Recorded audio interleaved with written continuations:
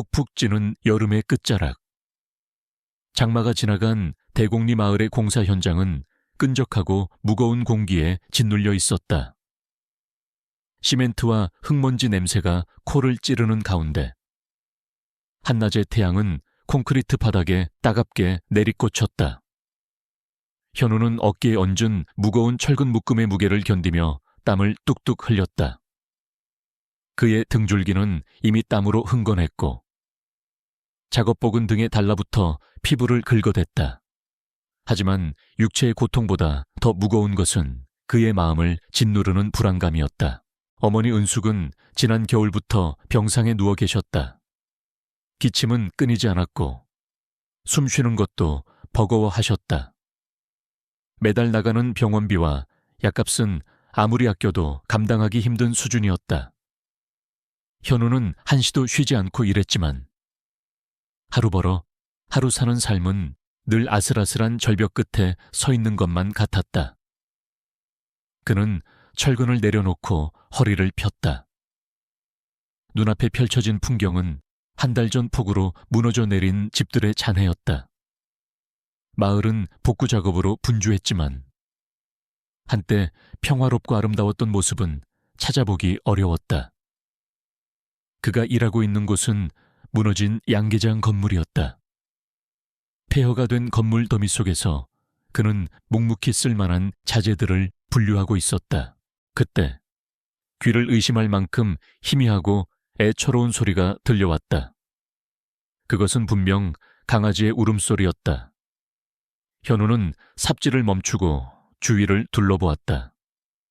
소리는 바람에 섞여 희미하게 들렸지만 분명 폐자재가 어지럽게 쌓여있는 건물 구석에서 나는 것 같았다. 그의 심장이 쿵 하고 떨어졌다. 이런 곳에 살아있는 생명이 있을 리가 없었다. 그는 혹시나 하는 마음에 그쪽으로 다가갔다. 낡은 합판과 깨진 벽돌 더미 아래 믿을 수 없는 광경이 펼쳐져 있었다. 아름다운 황금빛 털을 가진 순종 진돗개가 지친 듯 쓰러져 있었다. 그 곁에는 아직 눈도 제대로 뜨지 못한 작은 강아지 한 마리가 필사적으로 어미의 몸을 흔들며 낑낑거렸다. 어미개는 숨을 쉬고 있었지만 의식을 잃은 듯한 미동도 하지 않았다. 앙상하게 마른 몸에는 털이 빠져 있었고 곳곳에 상처가 나 있었다. 녀석의 눈은 희미하게 떠 있었지만 초점을 잃은 채 허공을 응시하고 있었다. 현우의 마음이 무겁게 가라앉았다. 이대로 내버려 두면 틀림없이 어미와 새끼 모두 죽고 말 것이다. 그에게는 도울 여유가 없었다. 집에는 아픈 어머니가 기다리고 있었고 하루하루가 빠듯한 살림이었다. 여기에 개까지 키울 수는 없는 노릇이었다. 그는 무력감에 휩싸였다. 그때 어미개의 눈이 현우를 향했다. 녀석의 눈동자는 희미했지만 그 속에는 살고 싶다는 간절한 외침과 새끼를 지켜달라는 애원, 그리고 깊은 절망이 동시에 담겨 있었다. 그 눈빛을 보는 순간 현우의 머릿속에 오래된 기억이 떠올랐다. 그것은 15년 전의 일이었다. 선천성 심장병을 앓던 그의 형은 병원 침대에 누워 있었다. 작은 몸에 수많은 기계들이 연결되어 있었고 형의 눈빛은 지금 이 강아지의 눈빛과 똑같았다. 힘없이 초점을 잃은 눈동자, 그리고 살고 싶다는 절박한 외침. 그때 현우는 10살이었다. 형을 위해 아무것도 할 수 없었고 그저 무력하게 지켜볼 수밖에 없었다. 결국 형은 수술 후 합병증으로 세상을 떠났고 그 기억은 평생 현우의 마음속에 지울 수 없는 상처로 남았다. 그는 그때 자신이 아무것도 하지 못했다는 죄책감에 시달렸다. 현우는 숨을 멈추고 주저앉았다. 그는 한동안 아무 말 없이 두 녀석을 바라보았다. 그들은 무력했던 과거의 자신을 비추는 거울이었다. 이대로 외면하고 돌아선다면 그는 또다시 그날의 자신으로 돌아갈 것만 같았다. 부유하지는 않지만 적어도 한 생명은 구할 수 있을 것이다. 그는 주머니에 손을 넣어 어머니의 병원비 영수증을 만졌다. 그 종이 한 장이 그의 삶을 짓누르고 있었지만 그는 이제 다른 선택을 해야만 했다. 현우는 잠시 망설인 후 입고 있던 낡은 작업복을 벗어 조심스럽게 어미개를 감쌌다. 부서질세라 조심스럽게 다루는 그의 손길은 떨리고 있었다. 그는 새끼 강아지를 품에 안았다. 새끼의 작은 몸에서 느껴지는 따뜻한 온기가 그의 차가워진 마음을 녹이는 듯했다. 그는 천천히 일어섰다. 등 뒤에서는 여전히 낡은 건물들의 잔해가 그를 노려보는 것 같았다. 하지만 그의 발걸음은 더 이상 망설이지 않았다. 그는 무거운 철근 대신 새로운 삶의 무게를 짊어지고 있었다. 그것은 책임감이자 과거의 자신을 용서하는 새로운 시작이었다. 현우는 두 녀석을 품에 안고 공사 현장을 뒤로 했다. 그의 마음속에 작은 희망의 빛이 켜졌다. 그는 이제 알았다. 이 작은 생명들을 외면하지 않음으로써 그는 과거의 자신을 치유하고 있었다는 것을. 그는 천천히 집을 향해 걸어갔다. 현우의 집은 마을 어귀에 자리 잡은 허름한 단층 집이었다. 한때는 작은 정원이 있었지만 이제는 잡초만 무성하게 자라나 있었다. 대문은 삐걱거리는 소리를 내며 열렸고 현우는 품에 안은 보기와 소망이를 조심스럽게 집 안으로 들였다. 그의 등 뒤로 보이는 집의 내부는 낡고 좁았으며 창문을 통해 들어오는 빛마저 힘없이 바닥에 흩어져 있었다. 며칠 전부터 은은하게 퍼지던 어머니의 한약 냄새와 눅눅한 곰팡이 냄새가 뒤섞여 그를 맞이했다. 집은 언제나 그랬듯 조용했다. 현우는 보기와 소망이를 거실 한켠에 조심스럽게 내려놓고는 작은 방에서 누워 계신 어머니에게로 향했다. 어머니, 다녀왔습니다. 현우의 목소리는 평소와 달리 긴장감이 서려 있었다. 방문을 열자 마른 몸을 웅크린 채 누워있는 어머니의 모습이 보였다. 어머니는 기침을 하고 계셨다. 현우가 다가가자 어머니는 겨우 몸을 일으켜 앉으셨다. 고생했다. 밥 차려놨으니 데워서 먹어라. 그런데 그건 뭐냐? 어머니의 시선은 현우의 등 뒤에 있는 보기와 소망이에게로 향했다. 어머니의 눈이 동그래졌다. 그제서야 보기와 소망이는 낯선 환경에 불안한 듯 작게 낑낑거렸다. 어머니의 표정은 순식간에 굳어졌다. 병색이 완연한 얼굴에 분노와 실망감이 뒤섞여 번졌다. 현우야, 그건 걔가 아니냐 너. 저것들을 어디서 데려온 거니? 어머니의 목소리는 힘없이 떨렸지만 그 안에는 거부할 수 없는 단호함이 담겨 있었다. 현우는 어쩔 수 없이 공사 현장에서의 일을 천천히 설명하기 시작했다. 그는 보기와 소망이가 처했던 절박한 상황, 그리고 이대로 두면 틀림없이 죽을 것이라는 확신에 대해 이야기했다. 그냥 지나칠 수가 없었어요. 이대로 두면 정말 죽을 것 같아서 며칠만 돌보고 싶어요. 기운을 차리면 다른 곳으로 보낼게요. 현우의 변명 아닌 변명에 어머니의 얼굴은 더욱 굳어졌다. 어머니는 침대에서 내려와 힘없는 발걸음으로 현우에게 다가왔다. 어머니의 마른 손이 현우의 어깨를 붙잡았다. 그 손은 차갑고 단단했다. 현우야, 우리 형편은 내 몸 하나 건사하기도 힘든데 무슨 개를 데려온 거니? 매달 나가는 병원비랑 약값만 해도 빠듯한데 개 사료값은 어디서 난다는 거야 너. 대체 무슨 생각을 하고 있는 거니? 어머니의 목소리에는 그동안 억눌러왔던 절망감과 분노가 터져 나왔다. 그녀는 지난 몇 년간 병마와 가난에 시달려왔다. 아들의 어깨에 얹힌 짐의 무게를 그녀는 너무나 잘 알고 있었다. 그래서 그녀는 더욱 화가 났다. 아들이 무모한 짓을 저지른 것처럼 보였기 때문이었다. 그것은 그녀의 생존 본능을 위협하는 행위였다. 그녀에게는 희망보다는 현실이 중요했다. 어머니, 저도 알아요. 하지만 이대로 내버려두면 이 아이들은 정말 죽어요. 제발, 며칠만요. 제가 어떻게든 할게요. 현우는 필사적으로 어머니를 설득했다.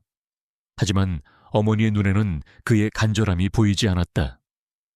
그녀의 눈에는 오직 텅 빈 지갑과 며칠 뒤에 돌아올 고지서만 보일 뿐이었다. 안 된다. 당장 갖다 버리고 오너라. 우리 집에서 못 키우는 거. 너도 잘 알지 않니? 어머니의 목소리는 더욱 엄해졌다. 현우의 가슴이 답답해졌다. 그는 어머니의 마음을 이해할 수 있었다. 아니, 이해한다고 생각했다. 그러나 그의 마음은 이미 보기와 소망이에게로 향해 있었다. 그들이 아니었다면 그는 아직도 그날의 무력했던 자신을 탓하며 살고 있었을 것이다. 이 아이들은 그에게 새로운 희망이었다. 그는 포기할 수 없었다.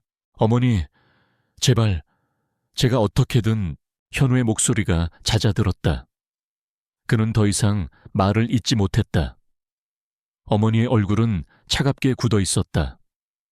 아들의 마음을 모르는 것이 아니었지만 그녀에게는 생존이 더 중요했다. 그녀는 몸을 돌려 방으로 들어가 버렸다. 방문이 닫히는 소리가 무겁게 울렸다. 닫힌 문은 그들의 대화를, 그리고 그들의 관계를 차갑게 단절시키는 듯했다. 현우는 멍하니 서 있었다. 그의 등 뒤에서는 보기와 소망이가 서로의 몸에 기대어 조용히 떨고 있었다. 녀석들은 낯선 환경에 두려움을 느끼고 있는 것 같았다. 현우는 한숨을 내쉬었다. 그는 마음속으로 다짐했다. 이 아이들을 지켜야 한다고. 그것이 자신의 마음을, 그리고 어머니의 마음을 치유하는 유일한 방법이라고. 그는 조용히 베란다로 가서 낡은 담요를 가져왔다. 그리고는 거실 한 구석에 작은 잠자리를 만들어 보기와 소망이를 눕혔다.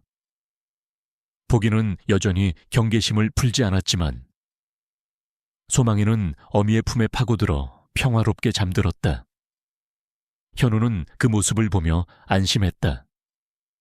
그는 부엌으로 가서 물그릇에 물을 담아 보기에게 가져다 주었다. 보기는 망설이다가 물을 마셨다. 현우의 마음에 작은 희망의 불빛이 켜졌다. 어머니는 그날 저녁 내내 방에서 나오지 않으셨다. 현우는 홀로 저녁 식사를 했다. 밥알은 목구멍으로 넘어가지 않았고 마음은 무겁기만 했다. 그는 닫힌 방문을 바라보았다. 그 문은 그의 어머니가 자신을 보호하기 위해 쌓아 올린 견고한 벽이었다. 현우는 그 벽을 허물어야 한다고 생각했다. 그리고 그 열쇠는 이 작은 생명들에게 달려 있었다. 그는 소망이 잠든 보기의 머리를 조심스럽게 쓰다듬었다. 녀석의 따뜻한 온기가 그의 손끝으로 전해졌다. 그것은 그가 결코 혼자가 아니라는 위안이었다. 현우의 집은 지난밤에 폭풍이 지나간 것처럼 고요했다. 거실 한 구석에 놓인 낡은 담요 위, 보기와 소망이는 서로에게 몸을 기댄 채 미동도 하지 않았다. 어머니 은숙은 그날 저녁부터 줄곧 방에 틀어박혀 나오지 않았다. 닫힌 문은 마치 그들의 관계에 놓인 거대한 벽처럼 느껴졌다. 현우는 무거운 침묵 속에서 홀로 두 녀석을 돌보기 시작했다. 보기의 상태는 생각보다 심각했다. 녀석은 며칠 동안 아무것도 먹지 못했는지 앙상하게 말라 있었고 물조차 마시려 하지 않았다. 눈에는 여전히 깊은 절망감이 서려 있었다. 현우는 보기에게 밥그릇을 내밀었다. 사료에 물을 말아 부드럽게 만들어 주었지만 보기는 냄새를 맡을 뿐 고개를 돌려버렸다. 현우는 포기하지 않았다. 그는 밥그릇을 옆에 두고 보기의 옆에 조용히 앉아 있었다. 그들의 눈높이를 맞추고 부드러운 목소리로 속삭였다. 괜찮아. 아무도 너를 해치지 않아. 이제 안전해. 현우의 목소리는 다정했지만 보기의 눈은 여전히 경계심으로 가득했다. 녀석은 불안한 듯 낑낑거리며 현우를 피했다. 현우는 보기의 머리를 쓰다듬으려 손을 뻗었다. 보기는 몸을 움찔하며 움츠렸다. 현우는 멈칫했다. 그는 억지로 다가가지 않고 그저 가만히 앉아 있었다. 1시간, 2시간. 그들의 거리는 좁혀지지 않았다. 현우는 작업을 마치고 돌아올 때마다, 그리고 잠자리에 들기 전에 매번 같은 행동을 반복했다.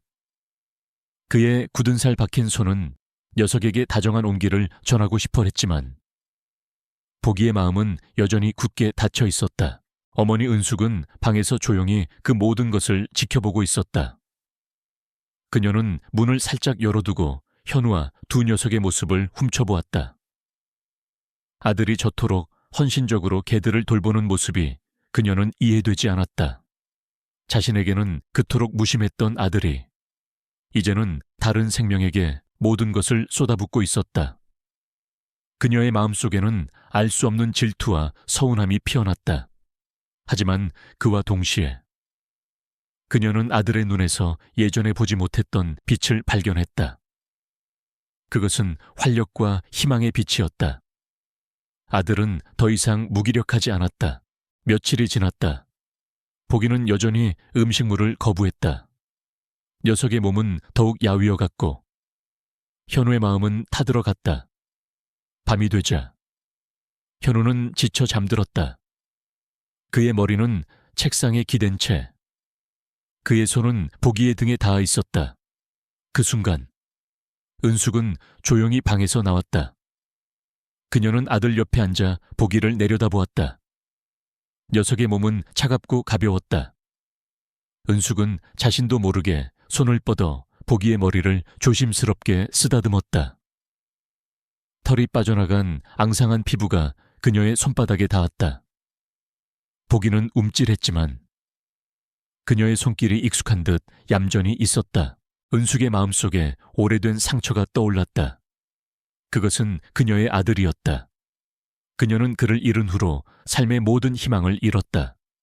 모든 것이 그녀의 잘못인 것만 같았다. 그녀는 병매에 시달리는 동안 자신의 절망감에 갇혀 주변의 모든 것을 밀어내고 있었다. 그녀는 아들의 손을, 그리고 이 작은 생명들을 차갑게 외면했었다. 그날의 아픔이 되살아나자 그녀의 눈에 눈물이 고였다.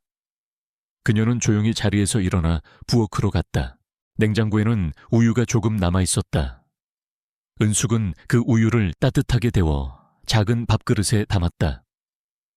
그리고는 그릇에 손가락을 담가 온도를 확인하고는 보기의 옆으로 다가갔다. 그녀는 조심스럽게 밥그릇을 보기에 코끝에 가져갔다. 녀석의 코가 움찔거렸다.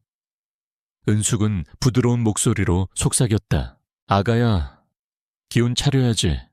살아야지. 그녀의 목소리는 떨렸다. 보기는 망설이는 듯 보였지만 이내 그릇에 담긴 우유를 혀로 핥기 시작했다. 은숙은 안도감에 눈물을 흘렸다.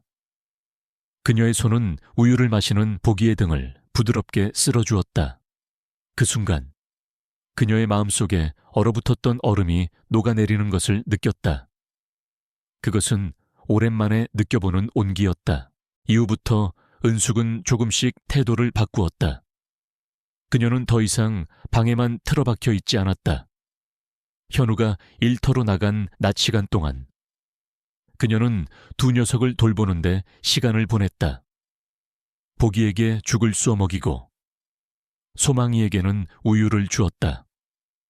소망이는 어머니의 곁에 딱 붙어 졸졸 따라다녔고 그녀의 발치에서 장난을 치며 놀았다. 보기는 이제 그녀를 보면 꼬리를 희미하게 흔들기 시작했다. 그들의 마음이 서서히 열리고 있었다. 어느 날 저녁, 현우가 퇴근하고 돌아왔을 때 그는 믿을 수 없는 광경을 목격했다. 보기가 그의 어머니 은숙의 무릎에 머리를 기대고 잠들어 있었고 은숙은 보기의 머리를 쓰다듬으며 조용히 미소 짓고 있었다. 소망이는 어머니의 발치에서 평화롭게 잠들어 있었다. 현우는 굳어진 채 그 모습을 바라보았다. 그의 심장이 쿵 하고 크게 울렸다. 그들의 집은 더 이상 차갑고 외로운 곳이 아니었다. 그곳에는 이제 따뜻한 온기가 가득했다. 어머니의 얼굴에 떠오른 미소는 그가 지난 몇 년간 그토록 보고 싶었던 바로 그 미소였다. 그것은 두 녀석이 가져온 첫 번째 기적이었다. 보기와 소망이가 온 지 한 달이 지났다. 그들의 존재는 더 이상 낯설지 않았다. 이제 집은 그들의 활기찬 움직임과 조용한 숨소리로 가득 차 있었다. 아침이면 소망이가 현우를 깨우러 달려왔고, 밤이면 보기는 현우의 발치에서 평화롭게 잠들었다. 어머니 은숙은 그들을 우리 애기들이라고 부르며 아낌없는 사랑을 주었다. 집안의 공기는 완전히 달라져 있었다. 더 이상 눅눅한 곰팡이 냄새와 한약 냄새만 나는 곳이 아니었다. 활기 넘치는 개들의 에너지와 온기로 가득한 생명력이 넘치는 공간이 되었다. 가장 먼저 변화를 느낀 것은 현우였다.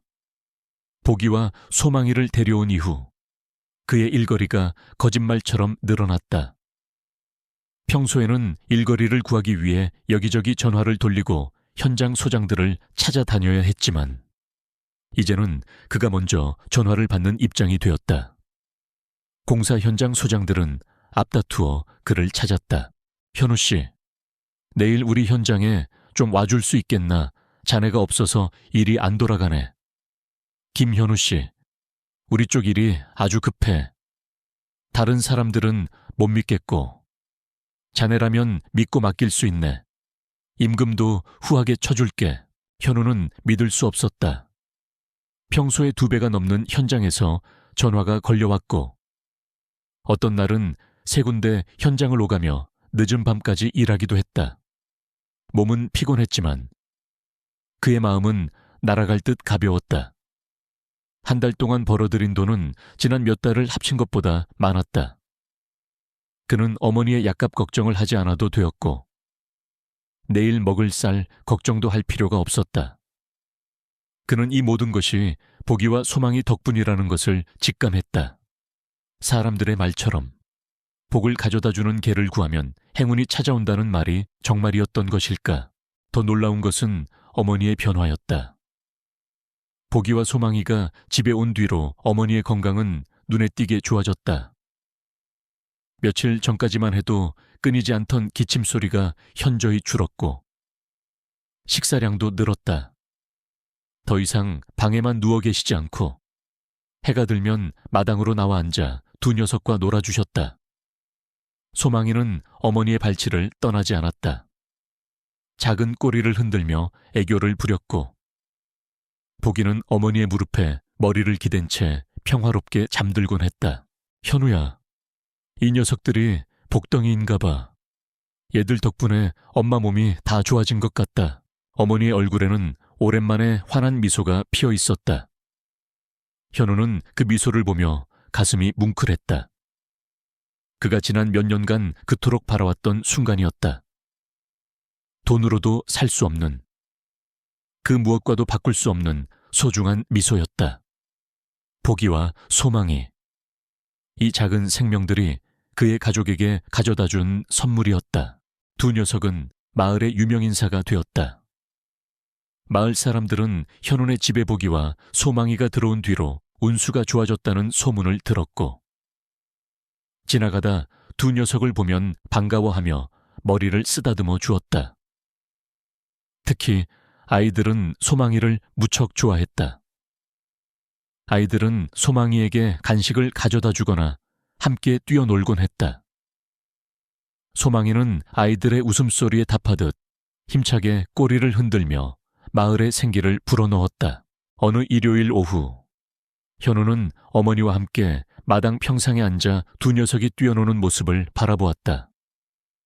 푸르른 하늘 아래, 보기와 소망이는 지붕 위에 앉아 허공을 응시했던 그 모습이 아닌 활기 넘치는 모습으로 마당을 뛰어다니고 있었다.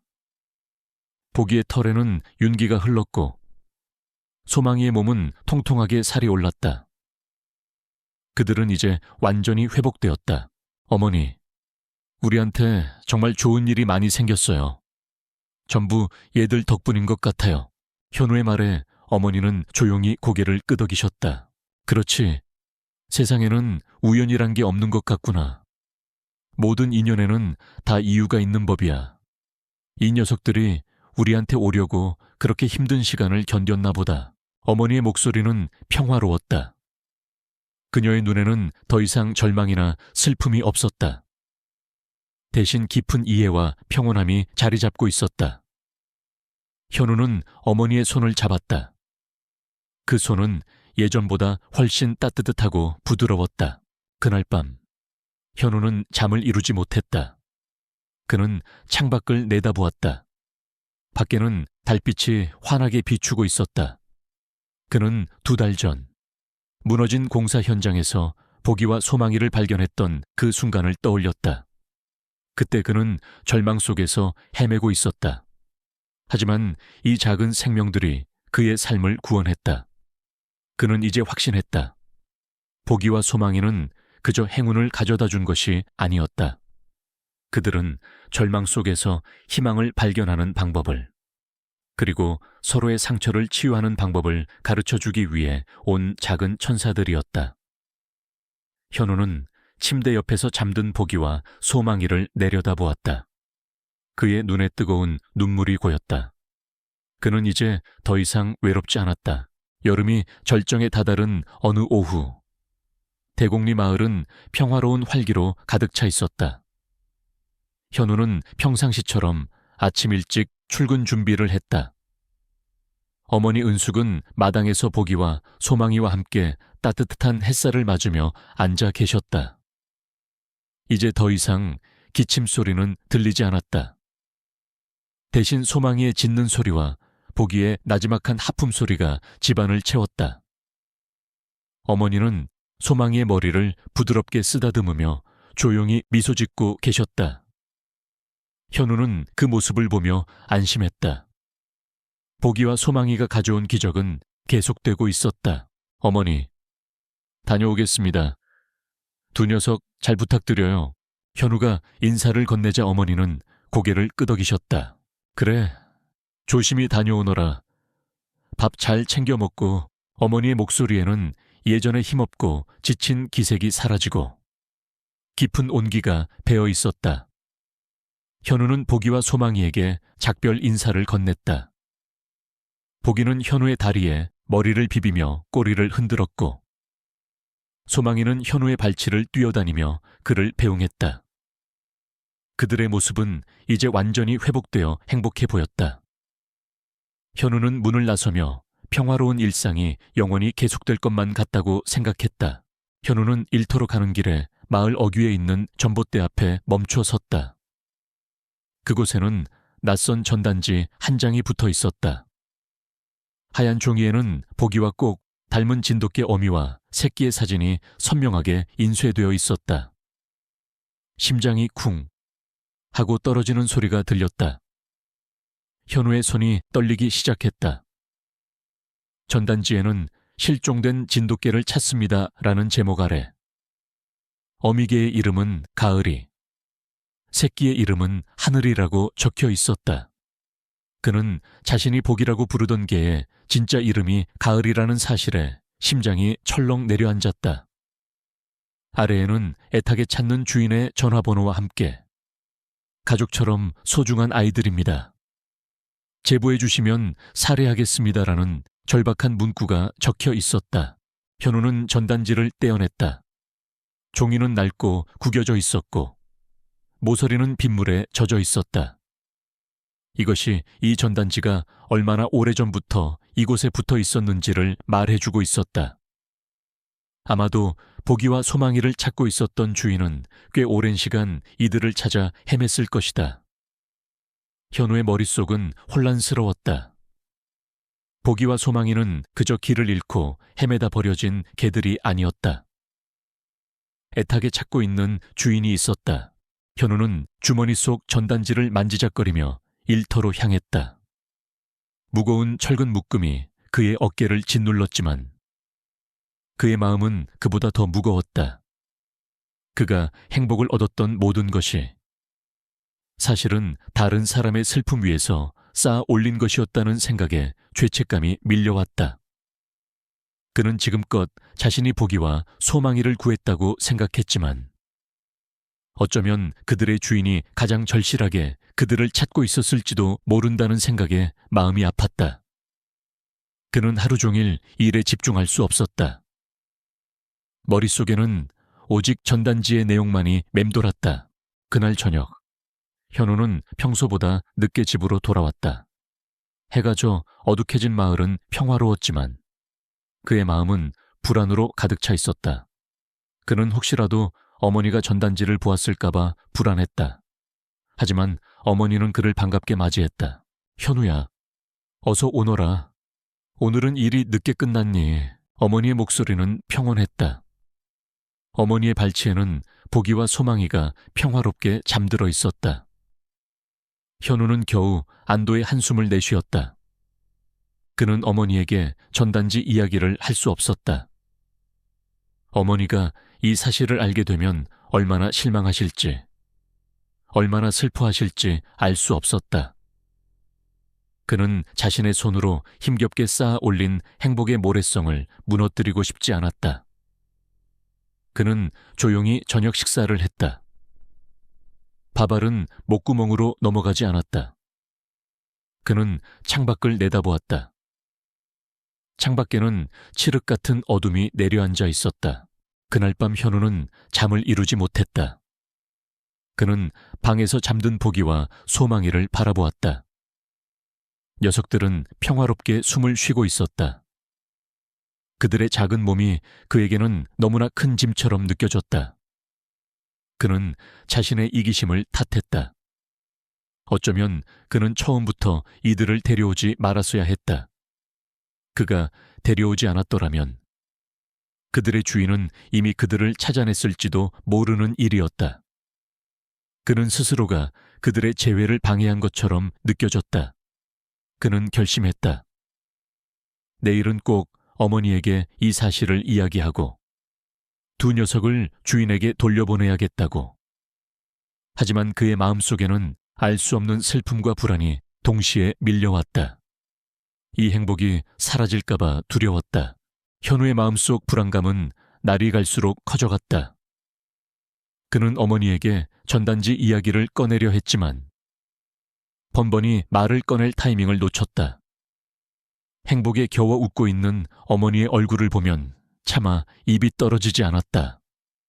어머니의 건강이 좋아지고 온 집안에 활력이 넘치게 된 것은 모두 보기와 소망이 덕분이었는데 이제 와서 그 모든 행복이 남의 것이었다는 사실을 어떻게 전해야 할지 막막했다. 현우는 매일 밤 잠 못 이루며 고뇌했고 그의 얼굴은 다시 어두운 그림자에 덮였다. 어느 날 오후 현우는 일이 끝나고 집으로 돌아왔다. 평소와 다름없이 고요하고 평화로운 분위기였다.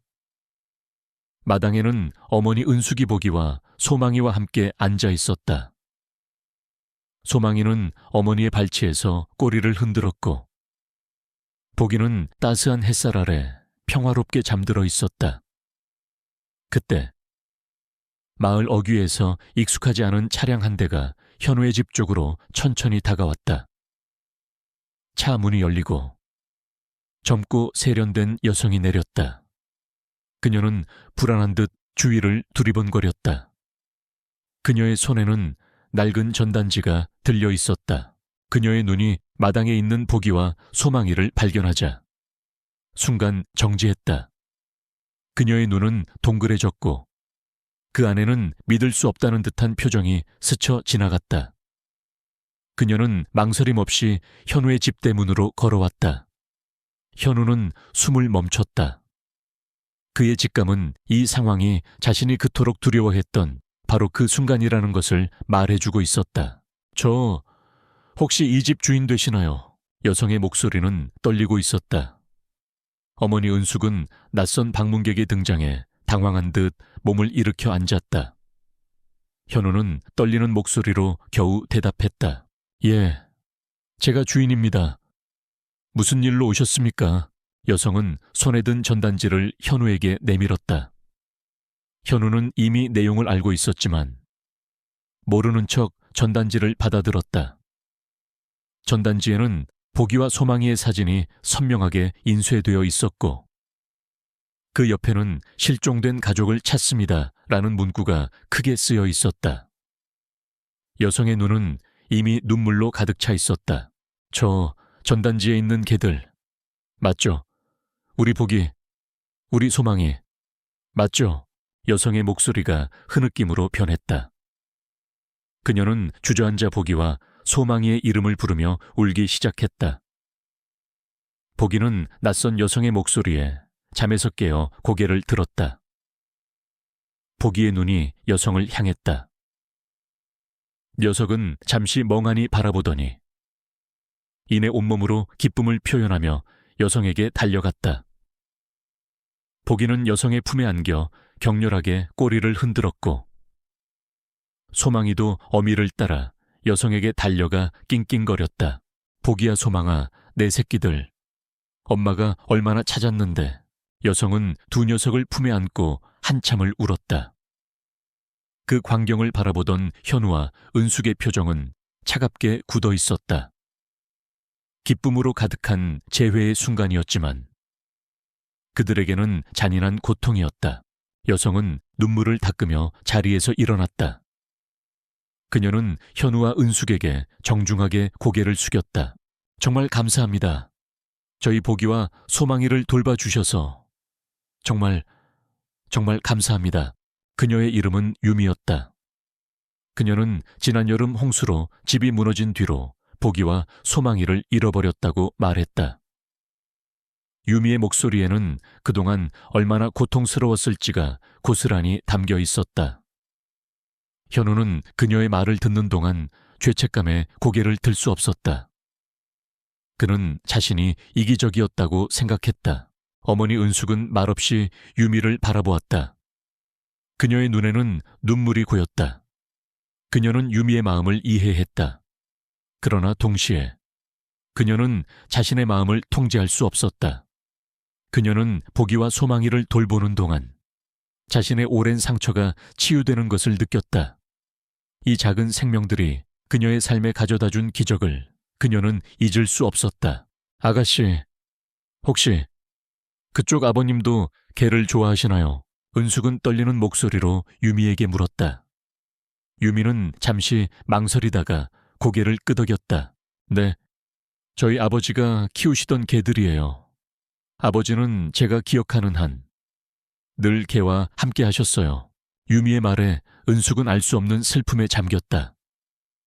그녀는 보기와 소망이와의 이별이 너무나 아팠다. 하지만 그녀는 이 순간이 올 것이라는 것을 알고 있었다. 그녀는 마음을 굳게 먹고 마지막 인사를 건넸다. 보기, 그동안 고마웠다. 소망이 너도 행복해야 해. 그녀는 보기의 머리를 쓰다듬었고 보기는 그녀의 손에 몸을 비비며 꼬리를 흔들었다. 현우는 소망이를 품에 안았다.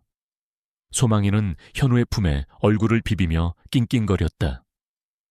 현우는 눈물을 참으며 소망이를 유미에게 건넸다. 잘 키워주세요. 그의 목소리가 갈라졌다. 유미는 감격에 찬 얼굴로 고개를 끄덕였다. 그녀는 두 녀석을 품에 안고 차로 향했다. 그때 저 멀리서 또 다른 차 한 대가 들어오는 소리가 들렸다. 검은색 고급 세단 한 대가 현우의 집 앞에 멈춰 섰다. 운전석에서 내린 남성은 유미와 매우 닮아 있었다. 그는 유미의 아버지, 민준이었다. 민준은 유미를 보자마자 안심한 듯 미소를 지었다. 그때 은숙이 민준을 향해 나지막한 목소리로 말했다. 저희에게도 개를 잃어버린 슬픔이 있어요. 하지만 이 녀석들 덕분에 저희 아픈 아들이 15년 전 심장 수술을 하고 민준의 미소가 순식간에 사라졌다. 그는 은숙을 뚫어지게 바라보았다. 은숙은 말이 끝나기도 전에 자신의 실수를 깨달았다. 그녀는 자신의 상처를 이야기하다가 무심코 과거의 기억을 꺼내버렸다. 15년 전 심장 수술이라니. 혹시 저를 아십니까? 민준의 목소리가 떨렸다. 그의 눈에는 믿을 수 없다는 듯한 표정이 서려 있었다. 현우는 이 모든 상황이 혼란스러웠다. 두 사람의 눈빛은 무언가 서로 알고 있다는 듯이 오묘하게 얽혀 있었다.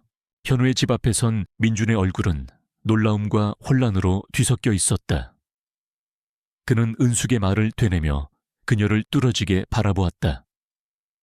15년 전 심장 수술, 아픈 아들, 그리고 이 녀석들, 모든 것이 믿을 수 없는 우연의 고리처럼 엮여 있었다. 유미는 아버지의 갑작스러운 태도 변화에 당황하며 그들을 번갈아 쳐다보았다. 어머니, 방금 뭐라고 말씀하셨습니까? 15년 전 심장 수술이라니.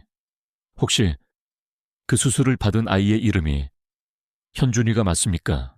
민준의 목소리는 조심스러웠지만 그 안에는 강한 절박함이 담겨 있었다.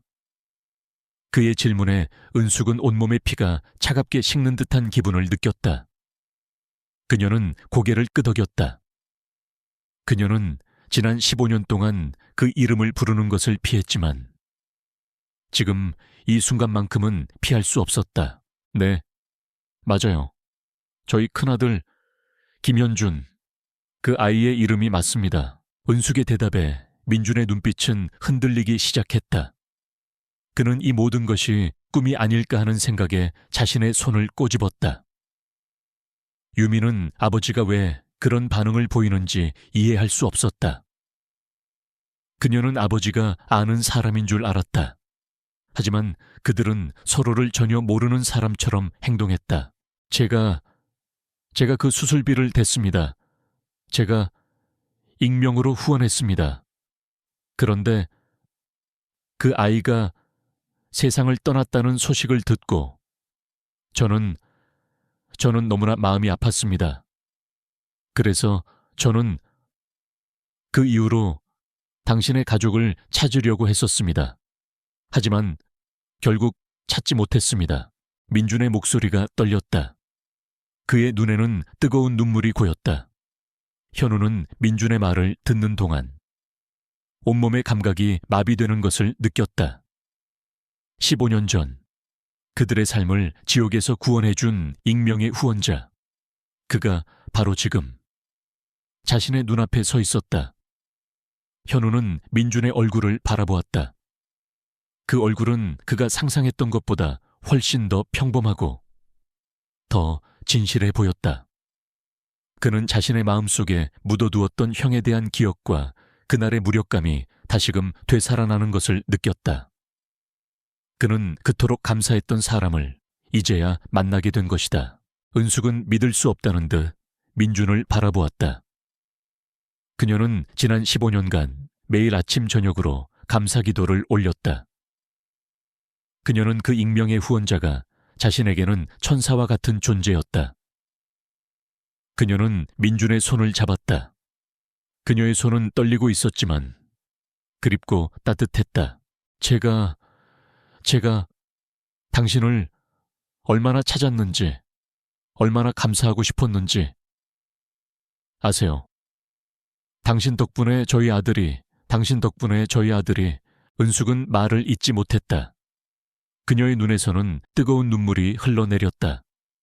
그녀는 그를 만나고 싶어 했지만 그를 만날 수 없었다. 하지만 이제 기적처럼 그가 그녀의 눈앞에 서 있었다. 이 모든 것이 복이와 소망이 덕분이라는 것을 알자 그녀는 더욱 감격했다. 유미는 이 모든 상황이 혼란스러웠지만 아버지가 흘리는 눈물을 보며 진실을 깨달았다. 그녀의 아버지는 그녀에게 언제나 위대한 존재였다. 그는 언제나 조용히 다른 사람들을 도왔고 그 사실을 자랑하지 않았다. 그녀는 아버지가 한 선행이 이렇게 오랜 시간이 지난 후에도 그를 슬프게 할 수 있다는 사실에 마음이 아팠다. 아빠, 정말 이분들이 그분들이야. 유미의 질문에 민주는 고개를 끄덕였다. 그는 은숙의 손을 놓지 않았다. 그는 오랜 세월 동안 그의 마음속에 자리 잡고 있던 상처가 이제야 치유되는 것을 느꼈다.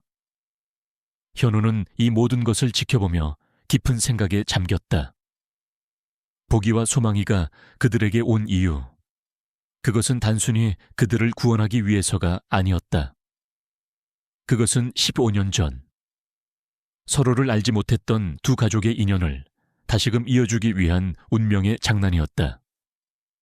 그는 자신의 손으로 이 작은 생명들을 구해낸 것이 결국에는 그들의 진짜 주인과 연결되는 다리가 되었다는 사실에 경이로움을 느꼈다. 민주는 그제야 보기와 소망이를 내려다보았다. 녀석들은 평화롭게 그의 발치에서 잠들어 있었다. 그는 녀석들의 머리를 조심스럽게 쓰다듬었다. 그는 자신의 손길이 닿는 곳에 두 녀석이 있다는 사실에 안도했다. 그는 잃어버린 가족을 되찾았고 동시에 15년 전의 죄책감에서 벗어났다. 그날 저녁, 민준과 유미는 현우의 집에서 저녁 식사를 함께했다. 밥상 위에는 소박한 반찬들이 놓여 있었지만 그들의 마음은 그 어떤 진수성찬보다 풍요로웠다. 그들은 서로의 이야기를 나누었다. 민준은 현우의 형 현준에 대한 이야기를 들었고 은숙은 민준이 어떻게 사업을 시작했는지, 어떻게 자선 사업을 하게 되었는지에 대해 들었다.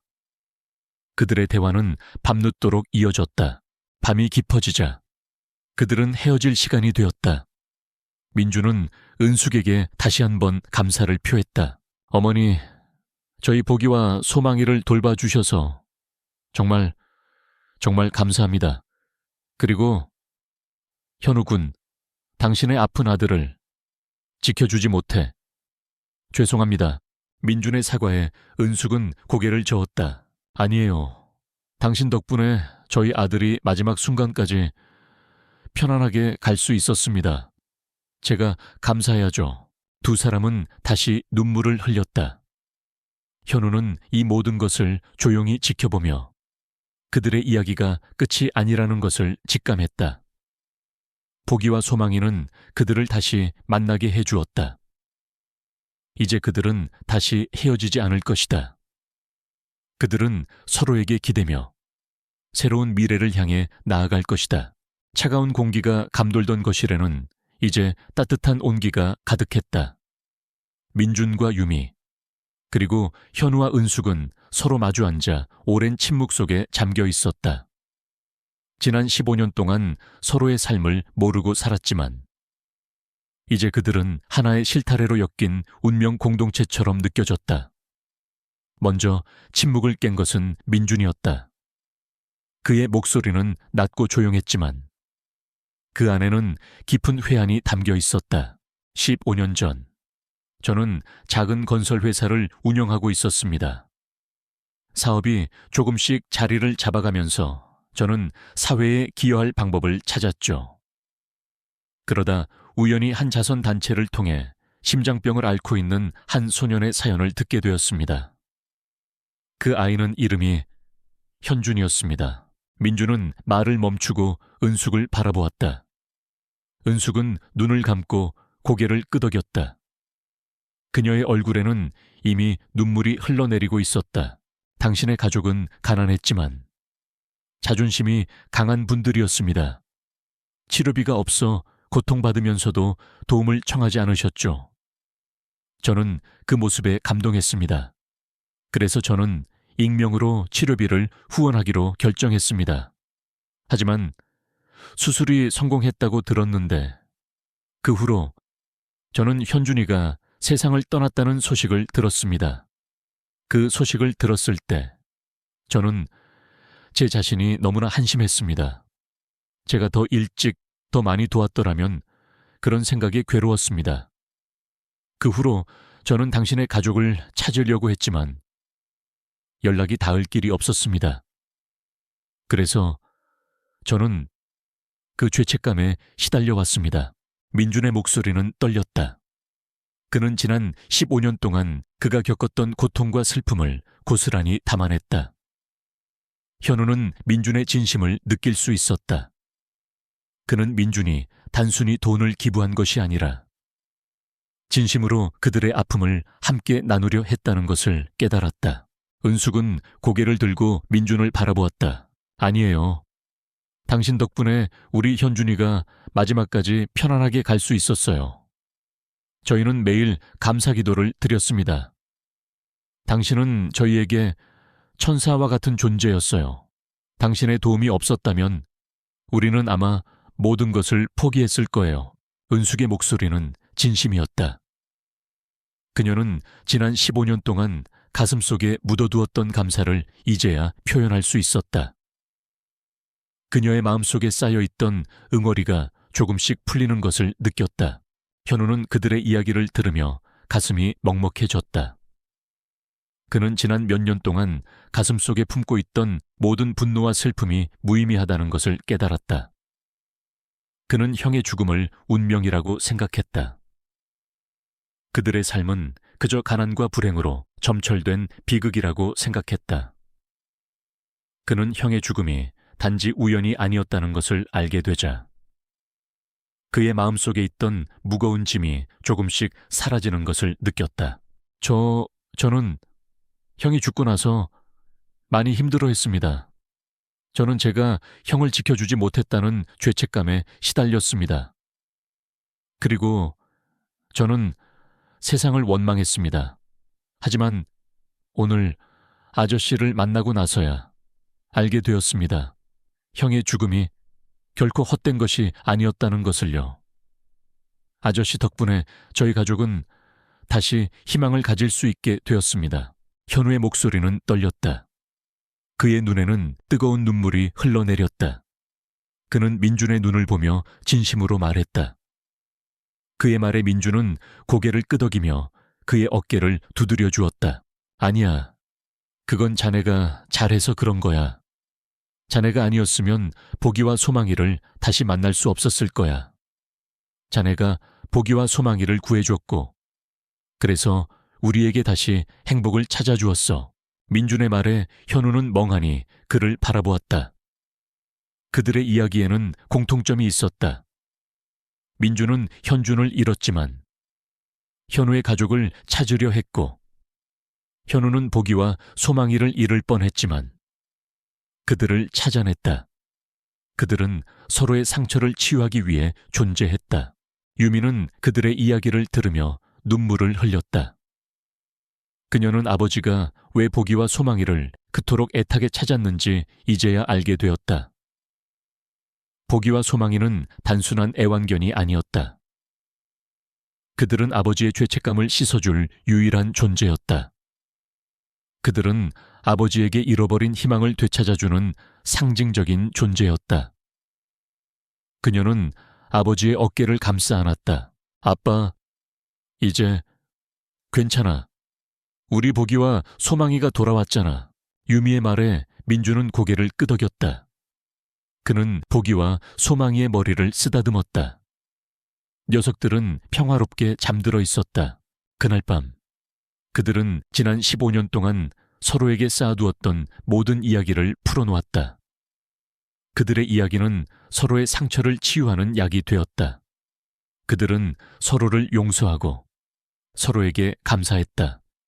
그들의 마음속에는 더 이상 절망이나 슬픔이 없었다. 대신 깊은 이해와 평온함이 자리 잡고 있었다. 현우는 잠든 어머니의 얼굴을 보았다. 그녀는 이제 더 이상 아프지 않았다. 그녀의 얼굴에는 평화로운 미소가 드리워져 있었다. 현우는 민준과 유미를 보았다. 그들은 더 이상 낯선 사람이 아니었다. 그들은 그와 한 배를 탄 가족이었다. 그는 자신이 이들을 만난 것이 운명이라는 것을 믿었다.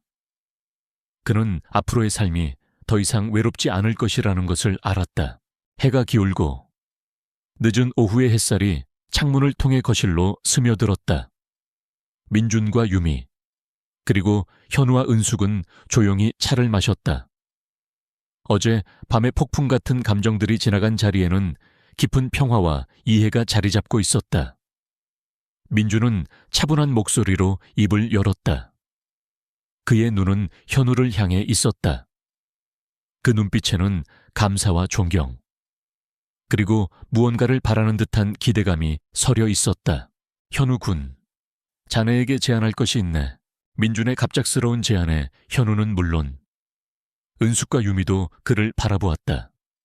현우는 긴장했다. 지난밤의 모든 감동적인 이야기와는 별개로 그는 민준의 제안이 자신에게 또 다른 부담으로 다가올까봐 두려웠다. 저는 자네처럼 성실하고 진솔한 사람을 본 적이 없네. 자네는 아무런 대가도 바라지 않고 보기와 소망이를 구해줬고 자네의 가족을 희생하면서까지 그들을 돌봐주었지. 자네가 보여준 책임감과 인성은 그 어떤 경험이나 학력보다 값지네. 민주는 말을 이어갔다.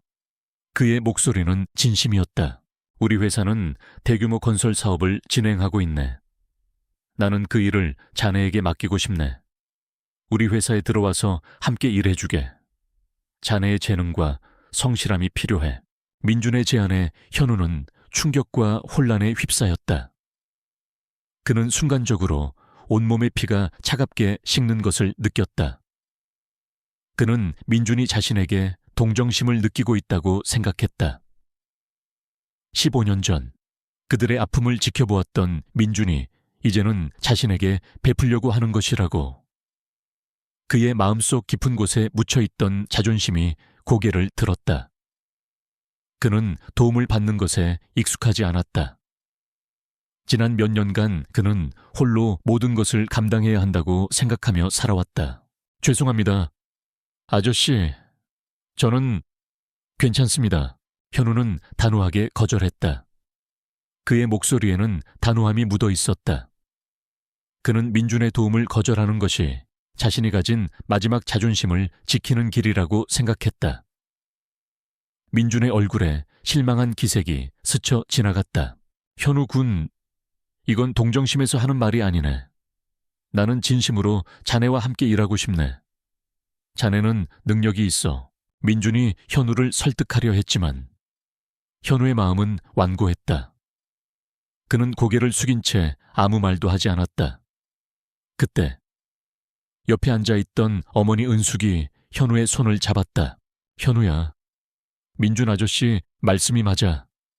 이건 아저씨의 동정심이 아니야. 이건 하늘이 우리에게 주신 기회야. 은숙의 목소리는 평온했지만 그 안에는 아들에게 전하는 강한 믿음이 담겨 있었다. 우리가 보기와 소망이를 외면하지 않고 살려줬잖아. 그래서 민준 아저씨와 유미를 만나게 된 거고, 이 모든 것은 우연이 아니란다. 이 모든 것은 운명이었어. 너는 그 운명을 받아들여야 해. 어머니의 말에 현우는 고개를 들고 그녀의 얼굴을 바라보았다. 그녀의 눈은 맑고 평온했다. 그녀는 이제 더 이상 아픈 사람이 아니었다. 그녀는 그의 삶에 새로운 방향을 제시해주는 현명한 어머니였다. 그녀의 말은 그의 마음속에 깊이 박혔다. 그는 자신의 자존심이 얼마나 어리석고 덧없는 것인지 깨달았다.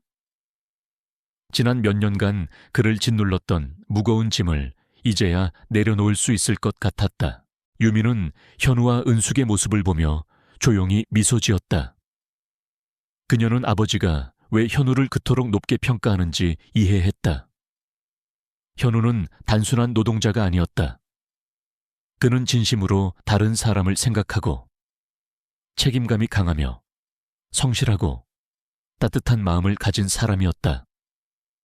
보기와 소망이가 그에게 얼마나 소중한 존재였는지 그녀는 알고 있었다. 현우는 그날 저녁 내내 잠을 이루지 못했다. 그는 민준의 제안과 어머니의 말을 되새겼다. 그는 자신의 삶을 되돌아보았다.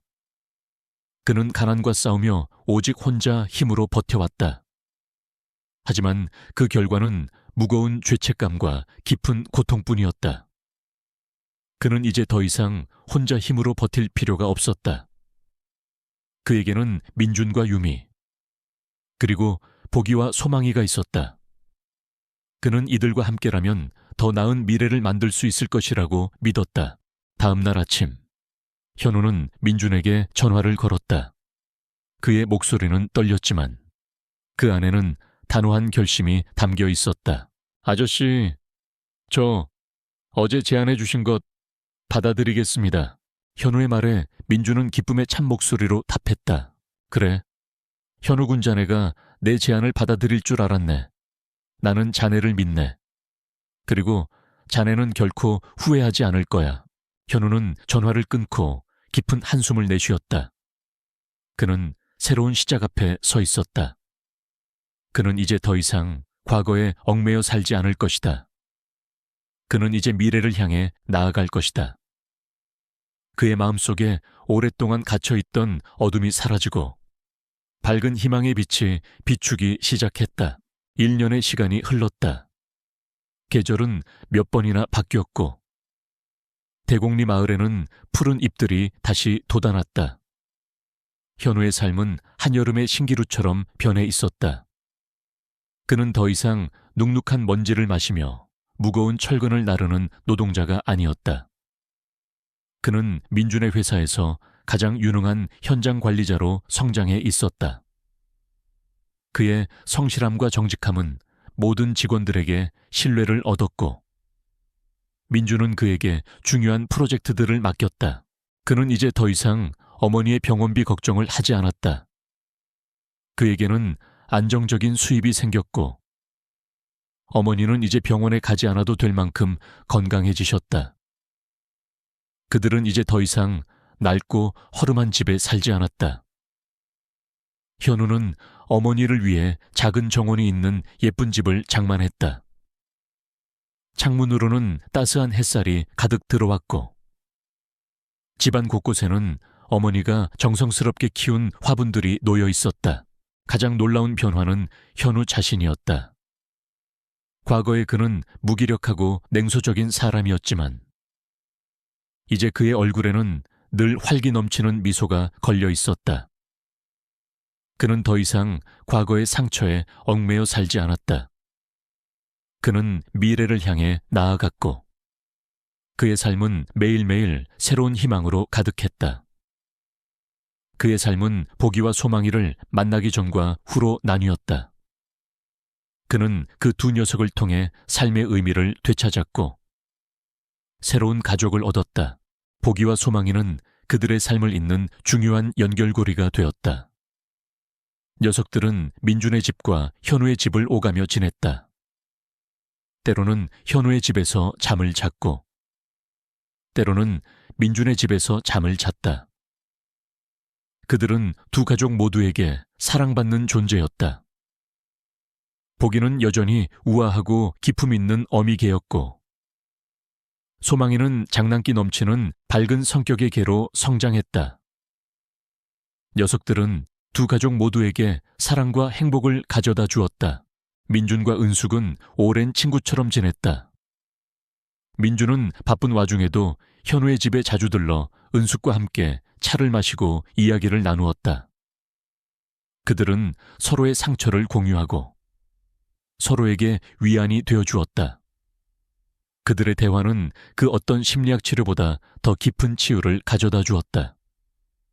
그들은 이제 더 이상 서로에게 빚을 진 사람이 아니었다. 그들은 서로에게 삶의 의미를 되찾아준 소중한 존재였다. 현우와 유미의 관계도 깊어졌다. 처음에는 어색하고 서먹서먹했던 그들의 관계는 이제 서로의 마음을 이해하고 존중하는 관계로 발전했다. 그들은 보기와 소망이를 통해 서로의 아픔을 알게 되었고 서로의 진심을 확인했다.